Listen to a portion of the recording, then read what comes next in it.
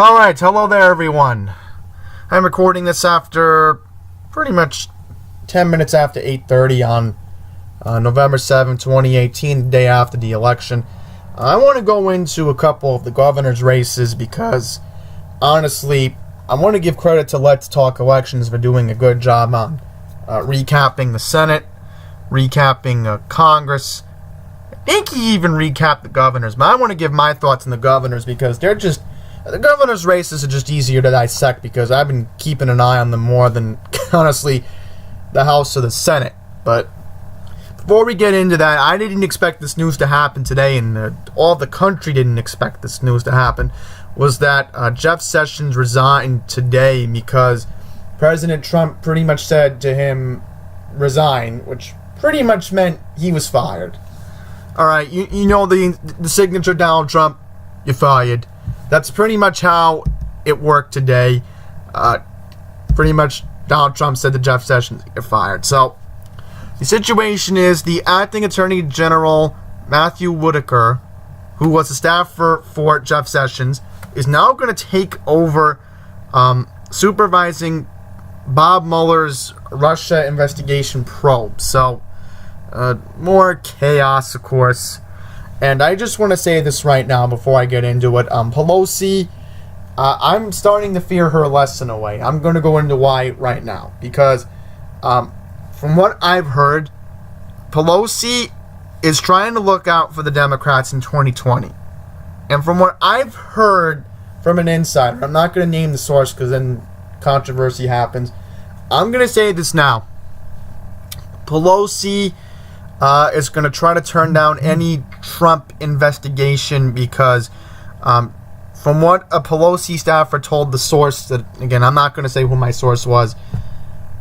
This source told me that a Pelosi staffer told the source that Pelosi is trying to keep her job. She's doing anything she can to keep her job.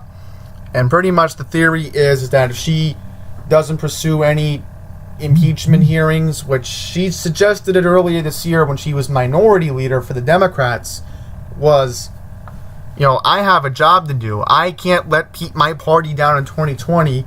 So that way, I look at it big picture. If I take care of it now, then we have a situation and blah, blah, blah, blah, blah, blah, blah.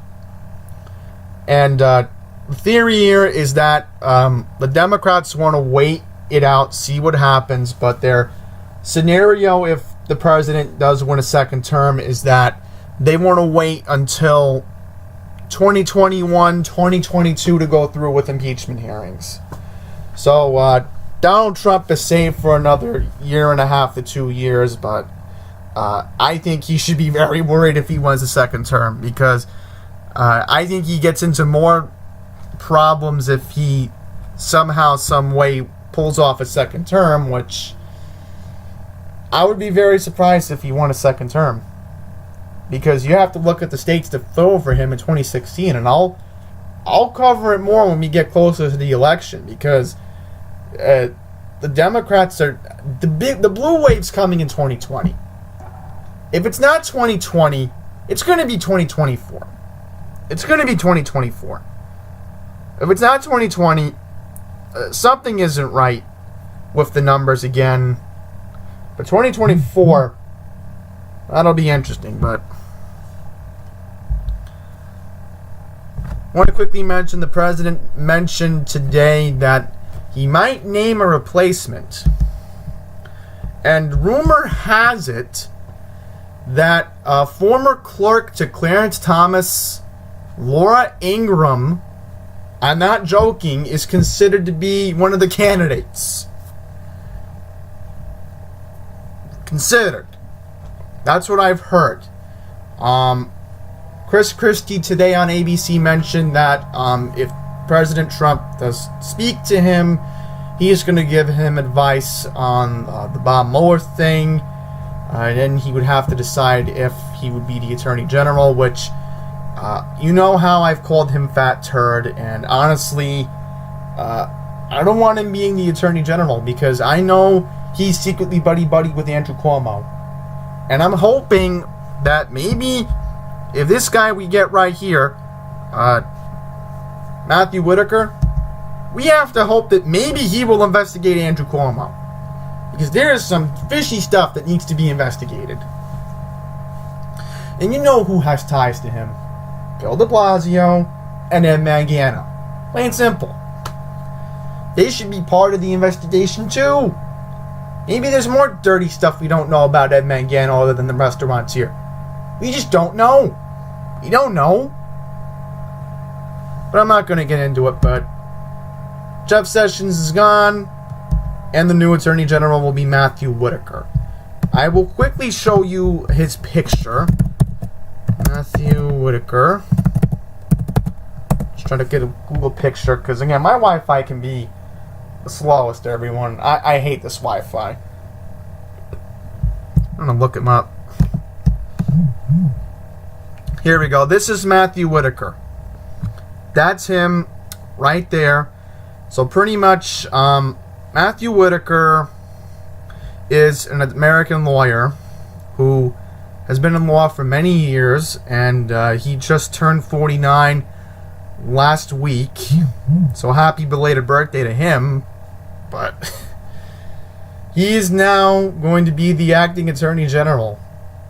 And I'm telling you right now, it could be interesting. And I'll quickly show you again who could be the Attorney General.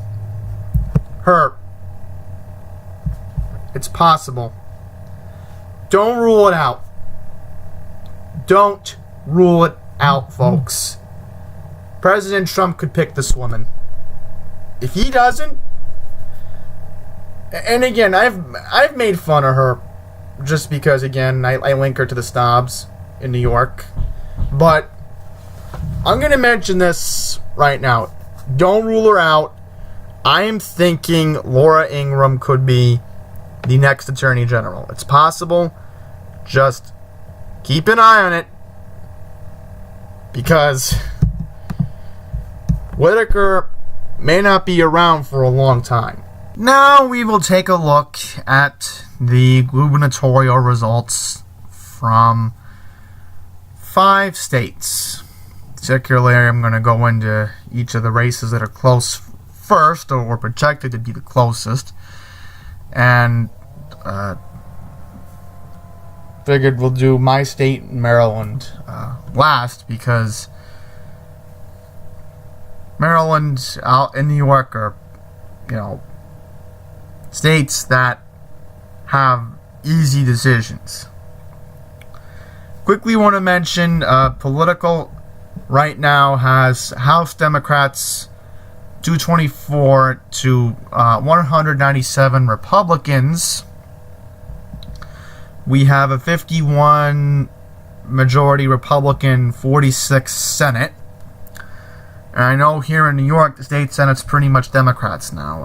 I can't even think of any Republicans who won, but I'm not going to get into it. But let's get back to the topic at hand, governor's races. So this was a close one, but the Secretary of State in Georgia, Brian Kemp, defeated the Democrat Stacey Abrams. Stacey Abrams trying to become the first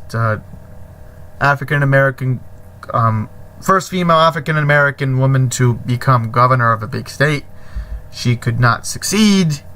And you look at Georgia as a whole, and the urban areas, Atlanta, Columbus, Macon, even Macon. Look at Bibb County, Jones County. Look outside of that. These areas pretty much, Metro Atlanta area went blue. That surprised me? No. It should. It really shouldn't. Even Augusta. Savannah. Go down for a second here. Take a look at Savannah. That actually was a close one. Well, it's pretty obvious that rural Georgia saved the day. And when you look at it, Kemp really got lucky. He really did. But there's going to be controversy now, because when you look at it, the issue is going to be, did he screw with Stacey Abrams? We just don't know. And honestly, Brian Kemp's going to be governor of Georgia until 2022. He will, if he seeks re-election, but it'll have to depend on what happens in the future. But Brian Kemp, 50.3% of the vote to Stacey Abrams, 48.7% of the vote. So, shockingly, the race in Connecticut was very close. Very close indeed. Right now, it's still too close to call, but it is projected that Ned Lamont defeated Bob Stefanowski because Bob Stefanowski last night was leading by about 30,000 votes, and then all of a sudden, you're not going to believe this, New London County, that's where it came down to. New London County in Connecticut actually went for Ned Lamont. New Haven County, this is what surprised me. Don't Democrats usually do well in New Haven? That's what surprised me. Fairfield, and this is what I understand. I think Fairfield decided this race. And Hartford County was pretty close. I gotta give credit when credit's due. Litchfield County, Windham, and Toland, they're conservative areas of Connecticut, but Connecticut's just been an indecisive state. They can't figure out who to put into office. I thought maybe the Republican had a chance last night, but the polls were neck and neck going into the race with Ned Lamont and Bob Stefanowski. So Ned Lamont is the projected winner, and Bob Stefanowski has not even conceded in Connecticut. Now, where a Democrat conceded, that was Florida. Florida went to Ron DeSantis. Andrew Gillum lost by about 63,000 votes. And once again, the urban areas just decided this race. Andrew Gillum was the mayor of Tallahassee, Leon County, Jacksonville, Miami, West Palm Beach. Again, I'm not surprised the urban areas usually tend to vote Democrat, but Florida as a whole, you look at it, Key West County, was this close? Yeah, Monroe County was close. I gotta give credit when credit's due. You know what this county is. Broward? Yeah, you know why Broward went blue? Normally Broward is a red county. But you gotta remember, the millennials actually registered to vote in that county. Broward County is actually seeing a big millennial jump because the millennials are actually leaving the high tax states and they're going to Florida now, which this surprises me. No, I'm not surprised. I'm not surprised. It wasn't even a close one between DeSantis, but you look at it, and Ron DeSantis was able to pull it out. See, here's Pinellas. Pinellas was actually close in St. Petersburg. Yeah, but you look at it over here. Fort Myers went red.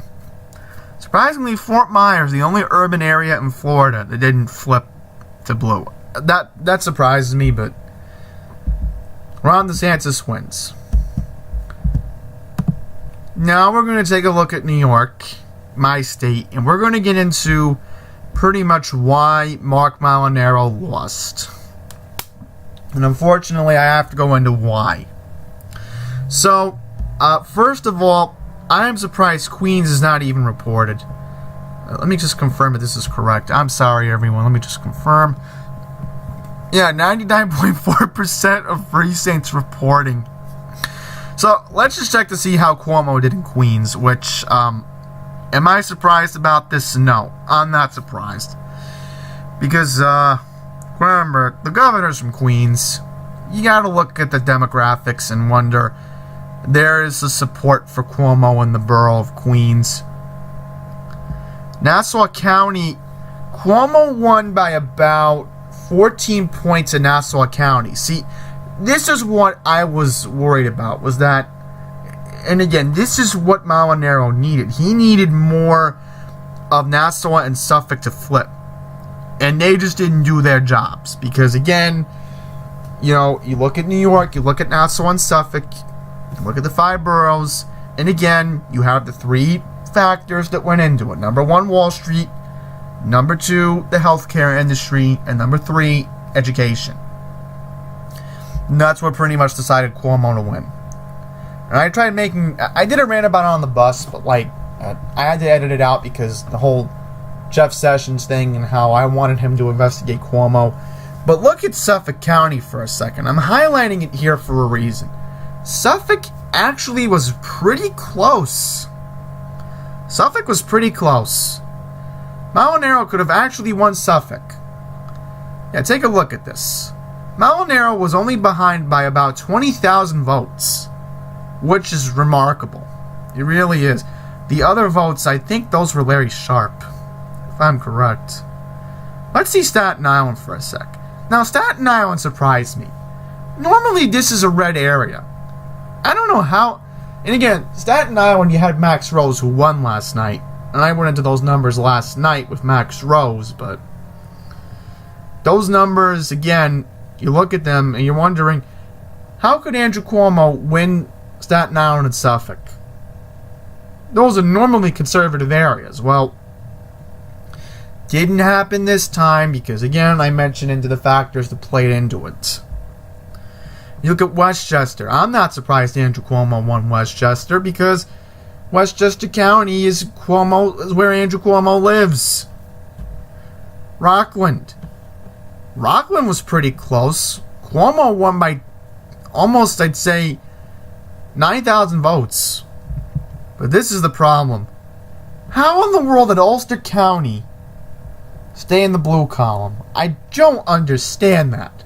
Ulster is normally a conservative county. Let's just check Dutchess for a sec. I'm trying to look for Yeah, this is Dutchess. Okay, here we go. See, in Dutchess, it was actually close. It was 56,362 to 47,000. That's about 9,000 votes if you look at it again. And the rest of the state is pretty much red. Which, this is what surprised me. Upstate's majority red. And yet you look at the rest of the state, and they all vote blue. Tompkins County? That might be where Binghamton is. That's a factor. Madison County. Yep, that's where Mark Molinaro won too. Saratoga, interesting. Saratoga County. So again, this is how New York voted. And as I said, and I'm going to say this again, I have to hope for a miracle that Andrew Cuomo is criminally investigated, because right now that's the only way he's getting out of office. That's the only way. Because right now, New York has become a cesspool. It really has.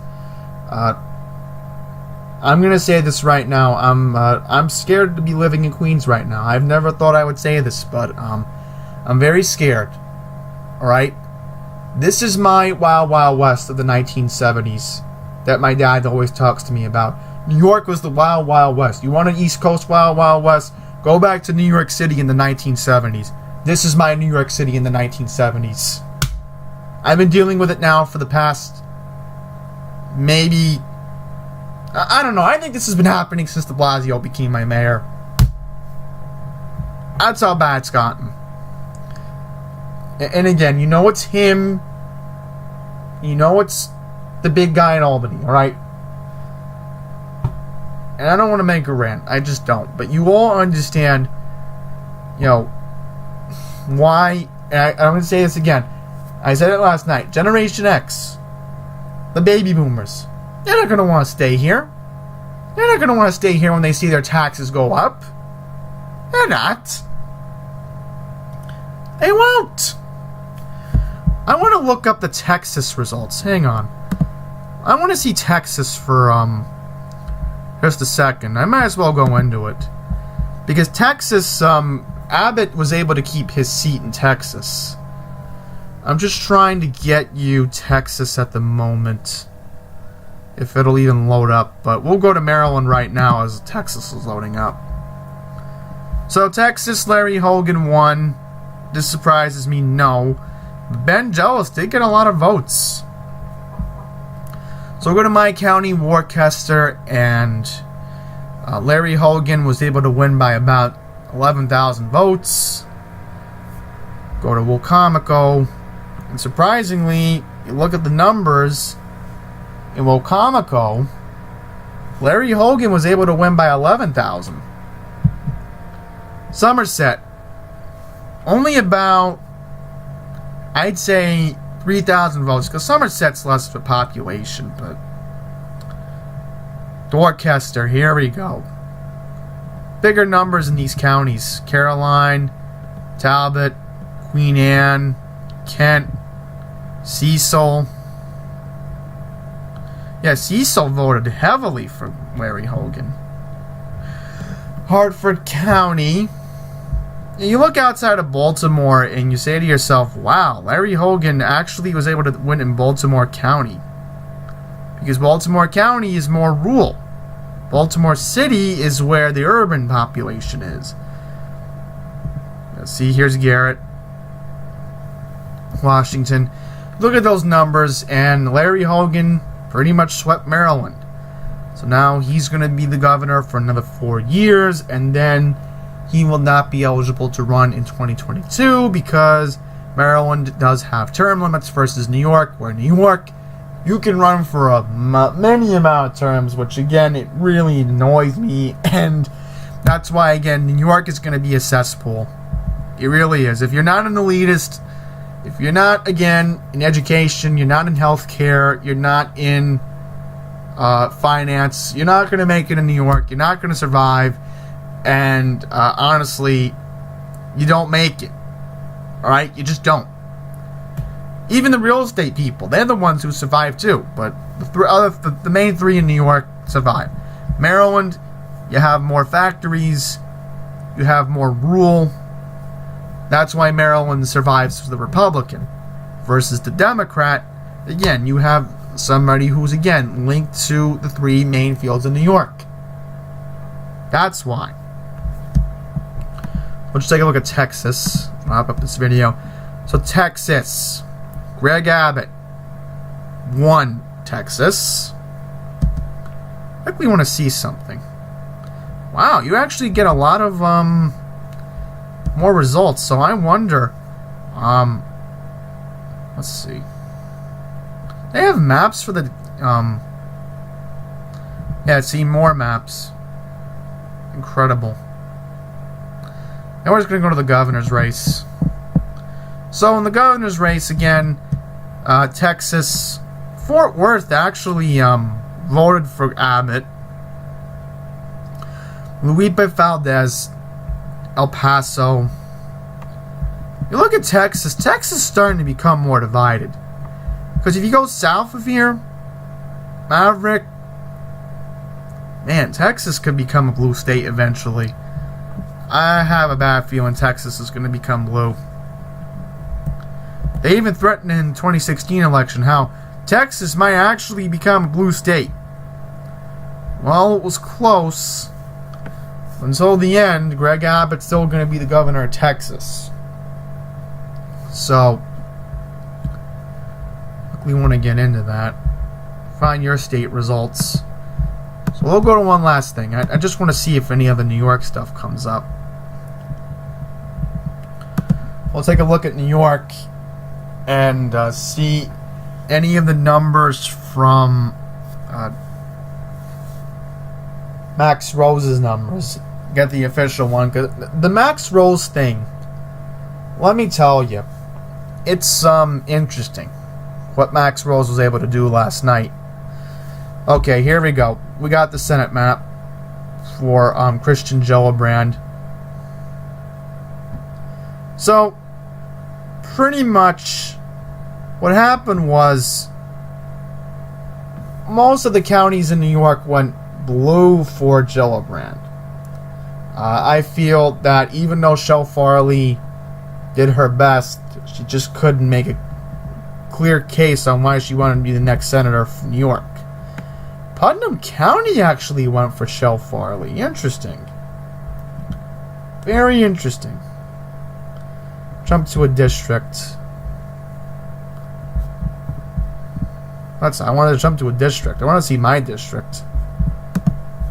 Oh, okay, here we go. Let's go to district number 2.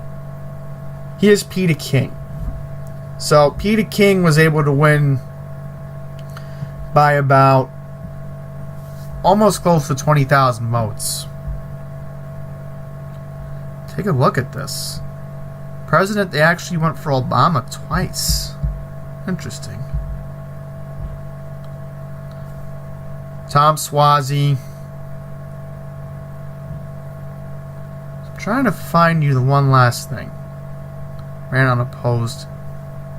Yeah, see, Grace Ming 90%.